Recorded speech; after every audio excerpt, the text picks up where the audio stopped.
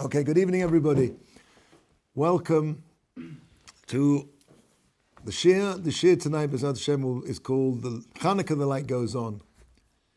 And what I want to talk tonight a little bit is not so much about Hanukkah, which we've now passed, but the month of Tevet, and principally Asara B'Teves, the 10th of Teves, a day of tragedy, a day of fasting. Hanukkah is a unique festival in the Jewish calendar. Hanukkah is the only festival that spans 2 months. All the other Jewish festivals are sit firmly and squarely and firmly in 1 month. Pesach is in Nisan. Let's start with Purim. Purim is in Adar, always in Adar. Nisan contains Pesach, and Sivan is Shavuos. We have Sukkot in Tishrei. Chanukah spans between 2 months, the month of Kislev and the month of Tevet. It's the only festival that does that. There's a mystical concept that's brought in the deeper Sfarim, that the months are divided up into the months of Yaakov and the months of Esau, the months of Jacob and the months of Esau. Esau is the nemesis of Yaakov. They are twin brothers, and as the Gemara says, when one is up, the other must be down. It's a symbiotic relationship. They can't both be up. When Kesaria is up, Yerushalayim is down, and vice versa. When spirituality is in the ascendant, physicality will be in the descendant. Right now, we're living in the world of Esau, a world of rampant materialism, selfishness, a world which is threatening to consume itself with its desire for hedonism and pleasure, a world where people don't really know who they are anymore, they can't define their genders, their identities. Selfishness has become so rampant that it threatens like some green-eyed monster to devour itself. The months, as I said, 6 months of Yaakov and 6 months of Esau. The month of Kislev, the month of the light of Chanukah, is the month of light, is the month of Yaakov, and Teves is the month of darkness. But as we said, Hanukkah spans the 2 months. When the Kodesh Baruch Hu created the world, there shone at the beginning of creation a light called the Or HaGanuz. This was a light which Hashem, HaGanuz means hidden. Hashem hid this light away. Chazal teaches this was a light which was so bright that you could see from one end of the world to the other. Now, this doesn't just mean that doesn't mean at all, probably, that it was very, very bright. What it means that when you can see from one side of the world to the other, it means that you could see cause and effect. We live in a world of darkness. We live in a world where we have questions. Why do good things happen to bad people? Why do bad things happen to good people? It's a world where we don't see cause and effect. We don't see why things happen. The Oregon was allowed you to see why things happen, and therefore it was very powerful. If you can figure out cause and effect, then that's something that if you're a Rasha, Khalila, but an evil person could use that, for his own purposes, and cause tremendous damage, and therefore Kodesh Baruch Hu hid that light away. But that light, even though it's hidden, even though it's ganuz, it makes appearances throughout history. It makes its appearance in the lights of the menorah in the Beis HaMikdash. The Beis HaMikdash, it's learned out from a posuk. The Beis HaMikdash of Shlomo HaMelech, the windows were narrow on the inside and wide on the outside. Usually when you build a building, you build it the other way around. The narrow side is on the outside because you want to funnel the light as much as possible from the outside to the inside. If you can imagine in sound terms, a bit like a bullhorn. A bullhorn, the narrow end is the end where the sound emerges, and you want to amplify it, so you make it big at the end. So when you build a regular building, you build it to amplify the light, so the narrow end will be on the outside, and then the large aperture will be on the inside, so the maximum light will penetrate. Beis HaMikdash didn't need light. The Beis HaMikdash radiated light. It radiated the light of spirituality of the world, and therefore the windows were narrow on the inside and wide on the outside. The Or HaGanuz is visible in the menorah. the Or HaGanuz is also visible in the lights of Hanukkah. The number 36 is interesting in this context. We've said this before, if you count out the number of candles that you light on Hanukkah, excluding the shamash, on the first night you'll light 1 candle. On the second night you'll light 2 candles. 2 and 1 together is 3.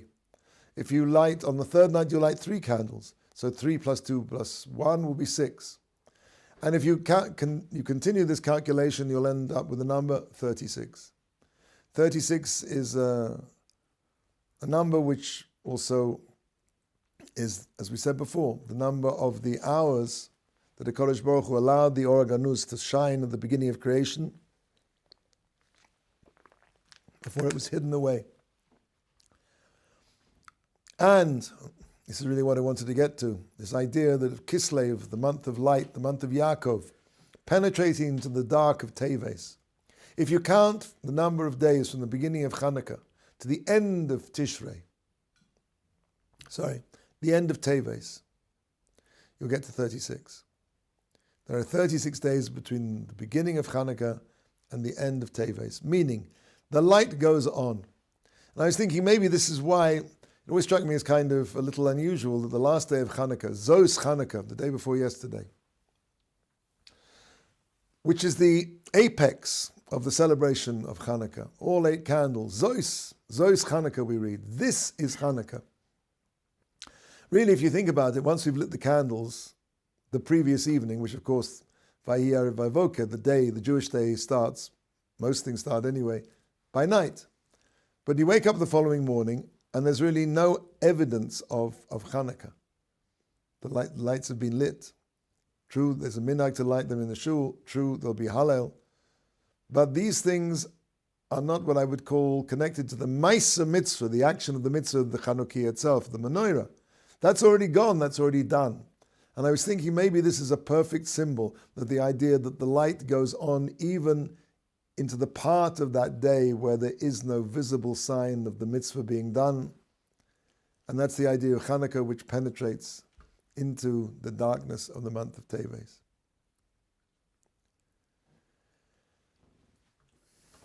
Why is it necessary that Kislev is light and Teves is dark?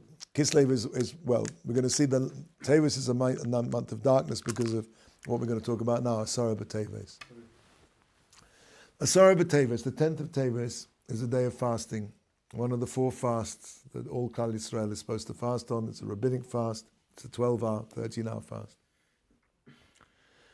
3 things, actually. The 8th, the 9th, and the 10th of Teves were days of tragedy in the Jewish calendar. The first of those tragedies was the translation of the Torah into Greek. The story goes that Ptolemy, gathered together 2 different versions of the story, 72 sages, and he put them into 72 different rooms. And he went into each one of them and he said to each one of them, Tetargem li Torahs Moshe Rabcha, translate for me the Torah of Moshe, your rabbi, your teacher, into Greek. The Gemara in Megillah recounts how they all translated the Torah in such a way that was slightly different, but identically different, in order that Ptolemy would not be confused or make a mistake. For example, Ptolemy's wife's name was Arnevet. Arnevet is a rabbit or a hare, and it's a treif animal. So they translated in such a way that it would be acceptable to the king, that they didn't want to have it written down in the Septuagint that the Ptolemy, the king's wife, was Tomei. That's one example. There's another example that it says in the beginning, Bereshis bara Elokim.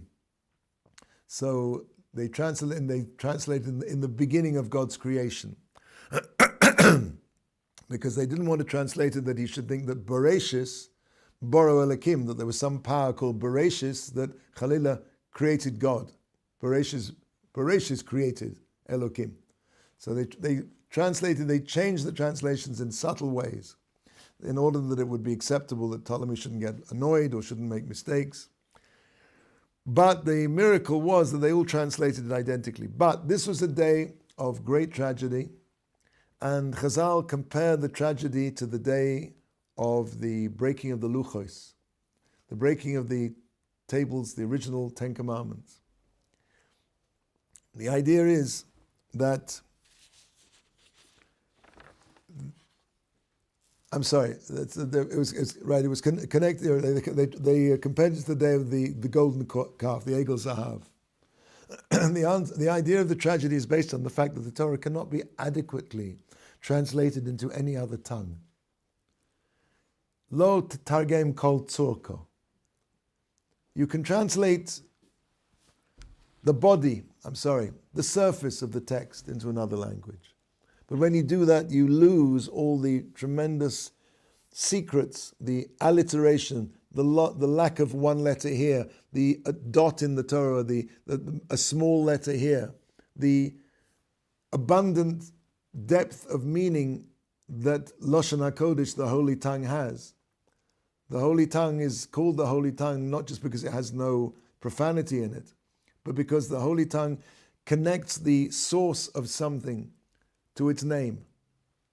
There's a famous Gemara that says that the Kodesh Baruch Hu took all the animals in front of Edom Rishon, the first man, and asked Edom to give them names. And Edom gave each of the animals their names, not in a conventional sense, but Edom was able to intuit the shorish, the root of their nefesh, their soul, so to speak, and express that in the name. And the very fascinating Medrash finishes off by saying that a Kodesh Baruch Hu says to Adam Rishon, and what is my name? And Adam Rishon says to Hashem, your name is Yud Kei Vav Kei. The name of something, Shem, Cham, v'Yafes, the three sons of Noach. Shem, name, means the expression of the essence to the outside world.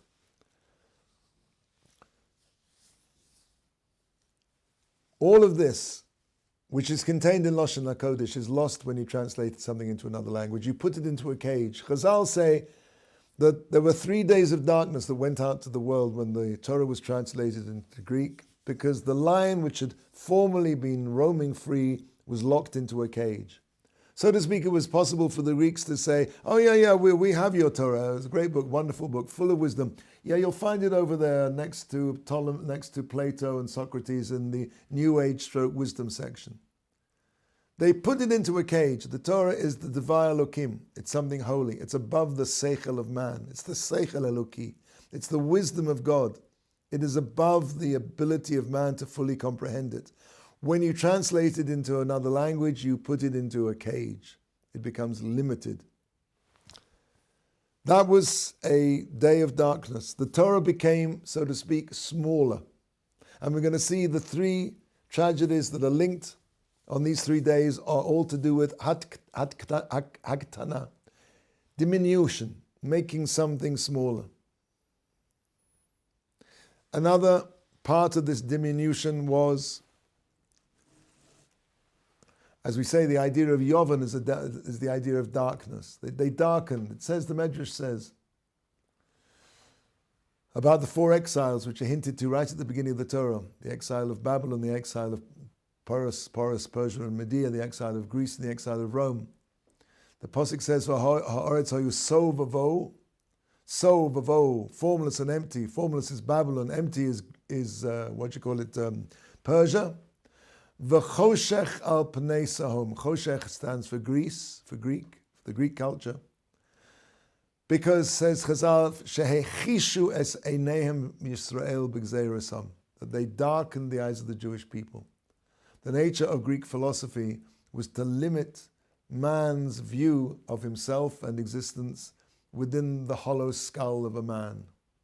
What I can see exists. What I can put under a microscope exists.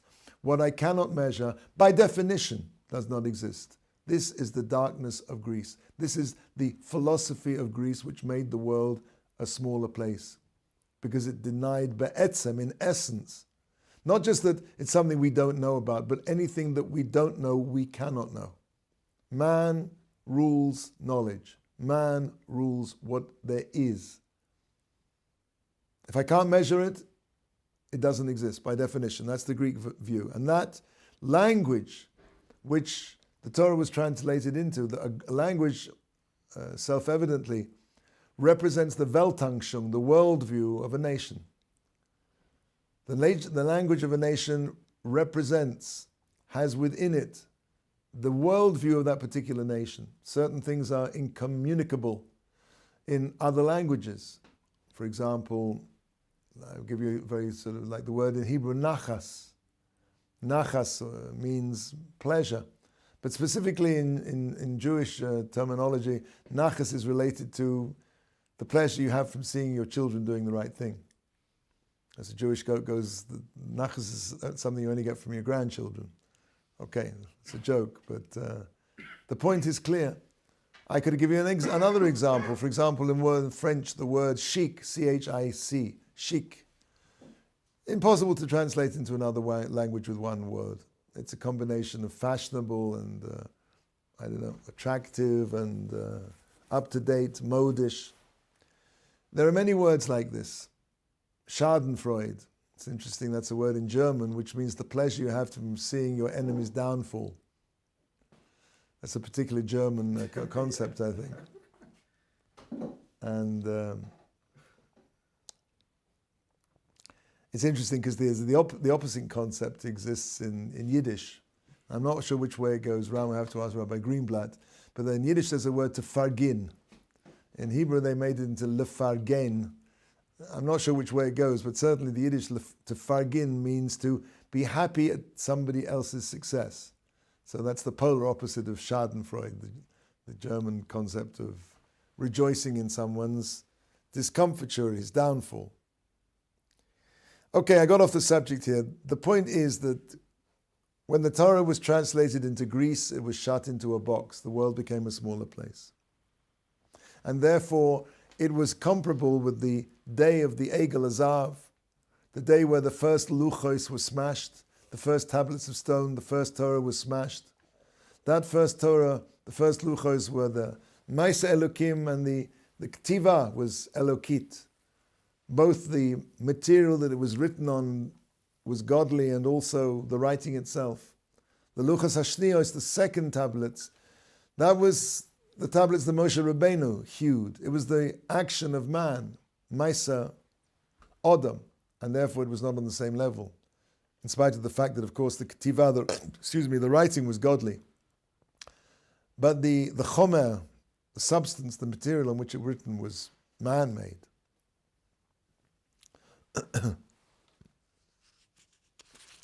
That's the 8th of Teves. 8th of Teves, again, we fast on the 10th of Teves, but it's really we're fasting for 3 days of tragedy. The 8th, the translation of the Torah into Greek. 9th of Teves. 9th of Teves was the death of Ezra. Ezra, according to some opinions, was Malachi, who was the last of the prophets. The death of Ezra marks the end of the great period of direct communication between God and man. Ad kan, until here the prophet spoke. Now we have to hat einecho, lend your ear, incline your ear, v'tishma, and hear the words of the Torah, of the sages. And with the death of Ezra, Malachi, comes the ascendance onto the world stage of Alexander of Macedon, who's called Alexander the Great, the essence of the Greek king. Now it's true that Alexander was somewhat sympathetic to the Jews, and there are Gemaras which describe how he, when coming to Yerushalayim, got off his horse and he bowed down to Shimon HaTzadik.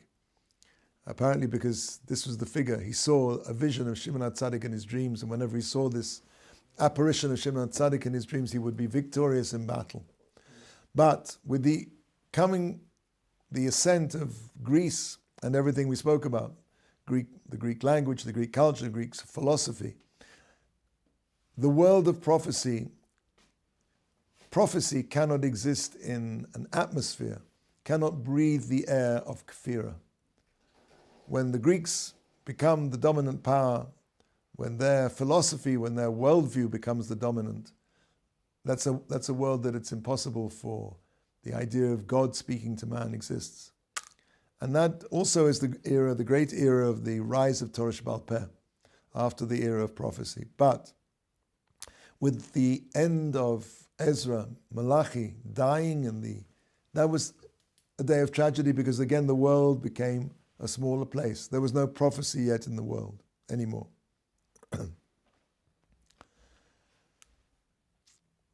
Now there's another ninth tragedy that happened on the 9th of Teves, and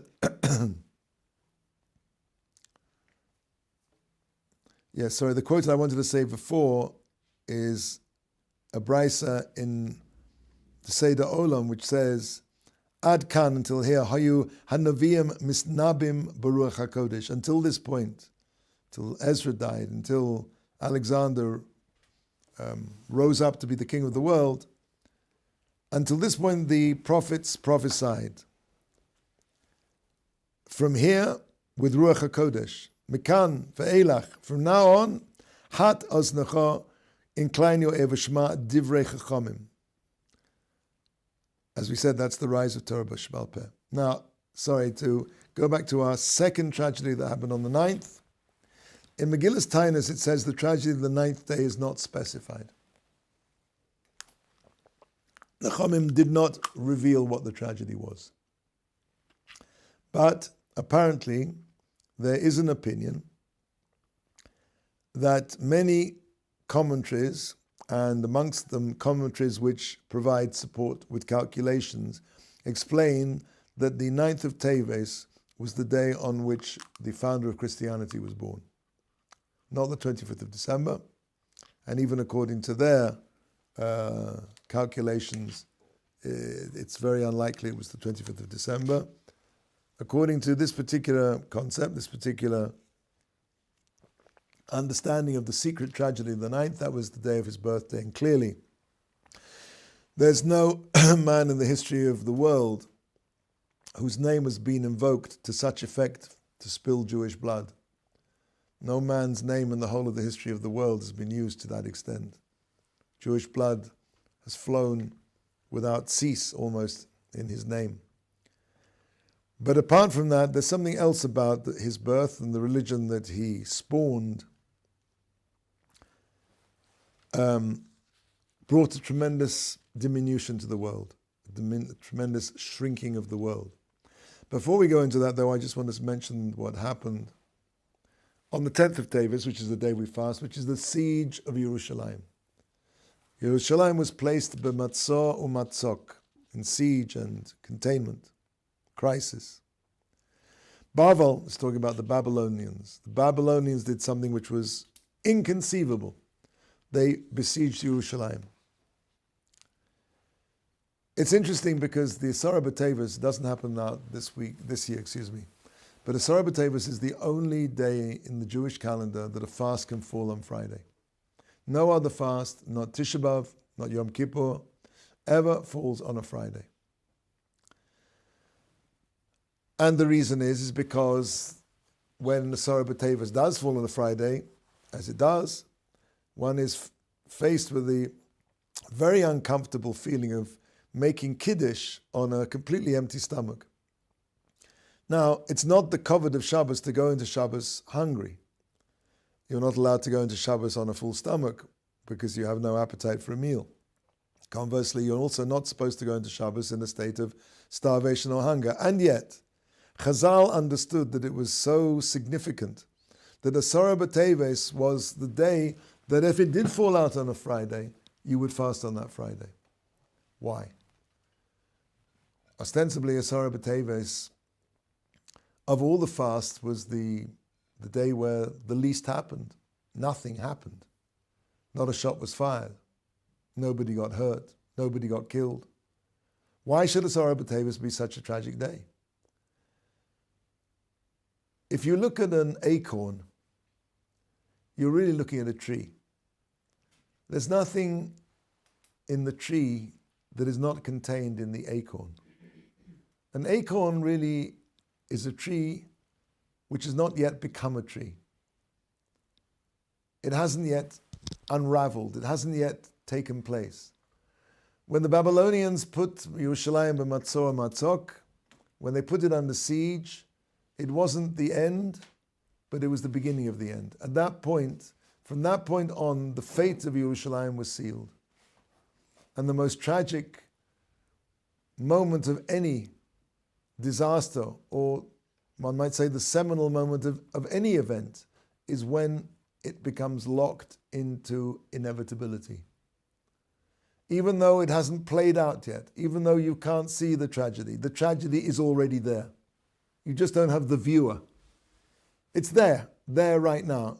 Where you had eyes to see, if you had the sensitivity to understand, you would see right there on the Sorah B'Tevis, Tisha B'Av was already there.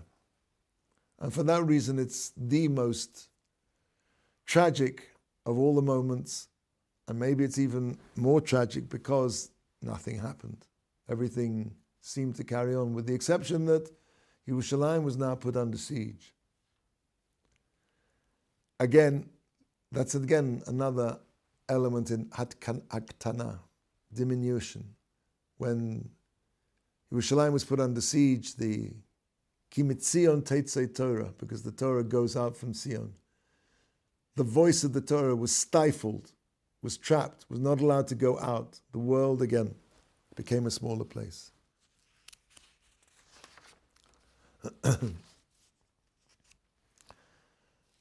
So let's pull it all together. As we said, a common theme unites these three tragedies. The idea of making things small. It's a small world after all, unfortunately. So the Gemara explains that, talking about tzitzis, the reason why tzitzis is included in our reading of Shema, for a variety of reasons, and one of those is, says the Gemara, to counteract, to contradict, la fukim en aha minim. Minim is a Hebrew word which means, and Rashi explains, what minus is. Quote, Rashi over there in Brachas Daf Yud Beis Amud Beis, Otam, those people, ha'hofchim, who turn Ta'ameh HaTorah, the reasons of the Torah, lemedrash ta'ut ve'elil, to medrash, which means exegesis, ta'ut, mistaken, ve'elil. Now, elil is an interesting word. Elil. What does elil mean? Now, unbeknownst to the censor, Rashi was clever sneaking this one past. In Hebrew, one of the ways you can make a diminutive out of something is to double the final syllable. For example, a tree is etz. A sapling is atzitz. The tzadi is doubled. Eitz atzitz.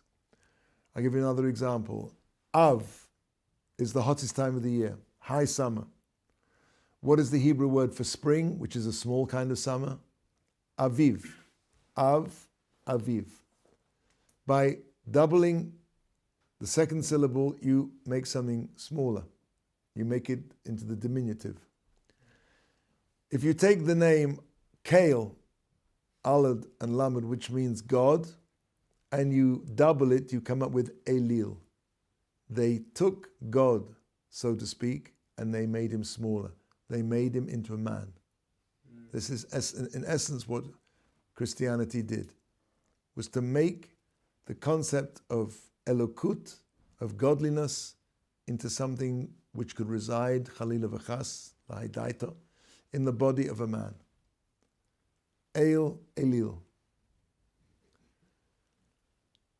Again, that is the tremendous smallness, if one can use such a contradiction in terms, the immense smallness of that religion.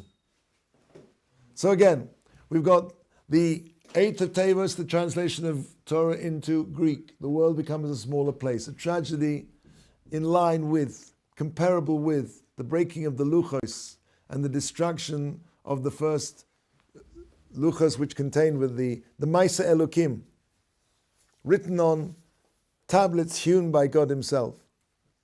The 9th of Tevet, as we said before, was the death of Ezra, the end of prophecy, the end of God speaking directly to man, and according to some calculations, the birthday of that man who was worshipped as an Elil. And on the 10th of Tevet, as we said, this was the day that Yerushalayim was put Matzor Matzok, Ki Mitzeon Teitzer Torah. The Torah could no longer be broadcast as a result of the Babylonian surrounding the city.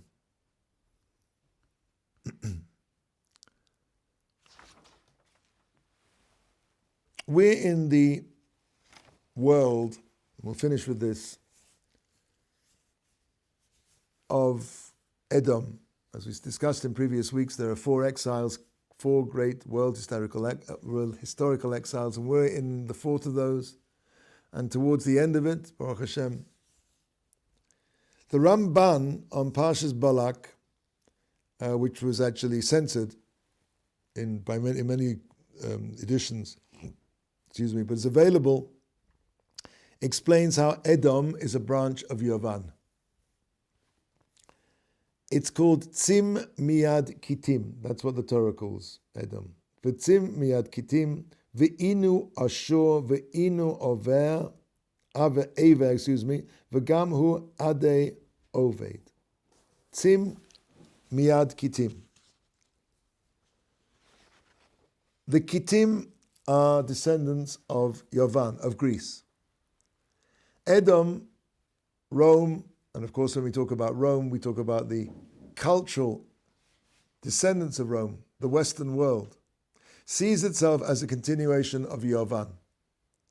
In point of fact, the Gemara speaks about Italia shel Yavan, Italy of Greece. It's an expression in the Gemara in many, many places. Edom has nothing of its own. The Medrash explains that it steals its culture and identity from others. And in point of fact, the prophet Avadia, who was actually a ger, convert from Edom, described Edom as extremely small and extremely denigrated. Hine katon nosaticha bagoyam bozui atam oid. You're extremely lowly, says Hashem of Edom. And we're living in this world. All Edom's superficial enormity, his power, seemingly, his ability to span the world, all the technology, is nothing more than the fruits of his theft of other cultures. A culture that takes the loftiest and makes it into something small. Now, the month of Teves, the Sefer Yetzirah, which was ascribed to Avram Avinu, although the more accepted opinion is that these were Avram Avinu's ideas recorded by Rabbi Yaakov, explains that each of the 12 tribes corresponds to the 12 months of the year. The month of Teves corresponds with the tribe of Don. Don was the Yerud Shebashvatim. Now, of course, all the tribes were holy, but Don was the lowest of the tribes. In point of fact, the Anane Kavod threatened to spit out from the clouds of glory, those divine agents of protection, these clouds, to expel Dan, because Avodah Zarah was so rife amongst them. A tribe chronically disturbed by Avodah Zarah, idol worship.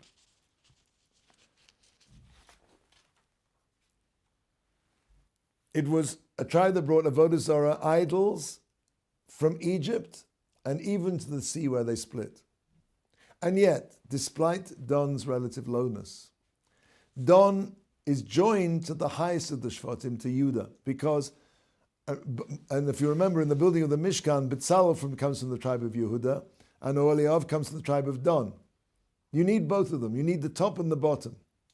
The highest and the lowest always have to be connected. And when Moshe blessed the two tribes, he used the same two words, Gur Aryeh. They just both describe both tribes as lion, Gur Ari Yehuda and Dan Gur Aryeh. What was unique about Dan that, despite all its loneliness, makes it an integral part of the Jewish people and more connected to Yehuda, the highest of the tribes? The Torah explains in the middle of Yaakov's blessing to Dan, Yaakov suddenly stops in the middle and exclaims, Lishuoscha kivisi Hashem. I long for your salvation, Hashem. So, first class, it seems to be a non sequitur. What has this got to do with the bracha? If we look deeper, however, we'll realize that this exclamation is exactly what characterizes Dan. The Medrash says that Dan were a bitter people. Nevertheless, Dan embodies an enormous power, which is that he longs. Lishwascha kivisi Hashem. Dan understands its loneliness. Dan understands where it's holding. And yet, what makes it so great is its desire to escape from this loneliness. And that's really, gentlemen, if I might suggest, where we are today. We are in the world of Dan. We are in a world where all we have, the only thing that connects us to Hashem is Lifshuoscha kivisi Hashem, is the longing to be above the level that we're on. The Jewish people, as we live today, as we are today, embody this feeling. We all feel, I think, very low, very disconnected. When we look at our fathers, our forefathers, we look at the Avos, we look at the great rabbis of previous generations, we think we are so low. And yet, what connects us to that very high point, just like Dan Aryeh, Dan Gur Aryeh, Gur Aryeh Yehuda, what connects us is this burning desire. We may be at the bottom, we may be in the heel, in the Ikva de Mashiach, the lowest part of the Koma Shlema of the Jewish people, the very lowest, the end of time, the end of the body, the least sensitive part. And just like the heel, it's interesting, even though the heel is the least sensitive part of the body, it'll laugh at anything. That's our generation. We find everything funny. In spite of our very lowness, we have a tremendous power and a tremendous hope. It is that hope which is our power.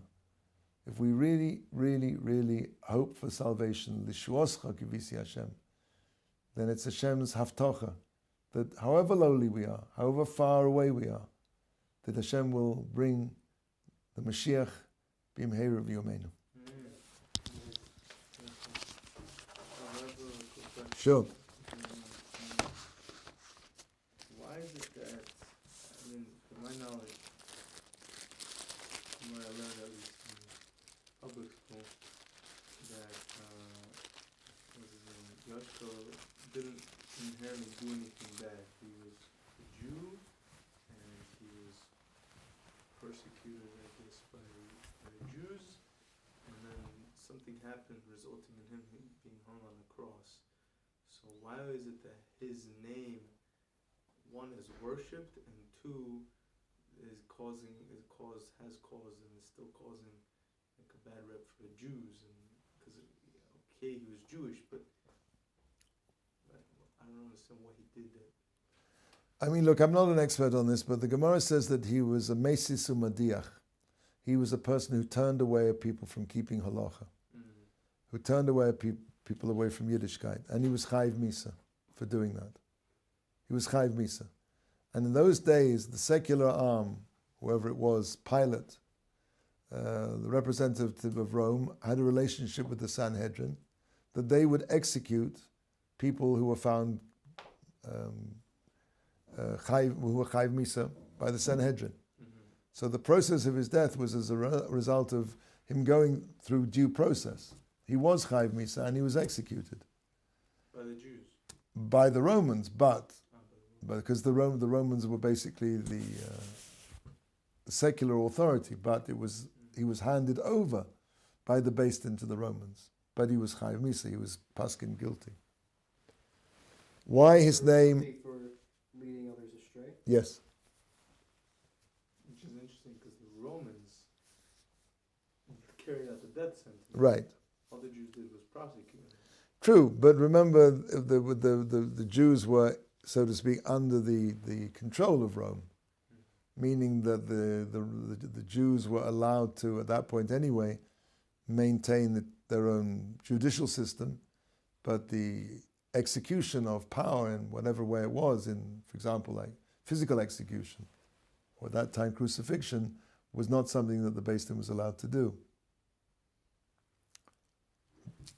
Why it is that he has caused so much blood has been spilled in his name, I'm not sure I can answer that. Okay, thank you very much. Thank you so much.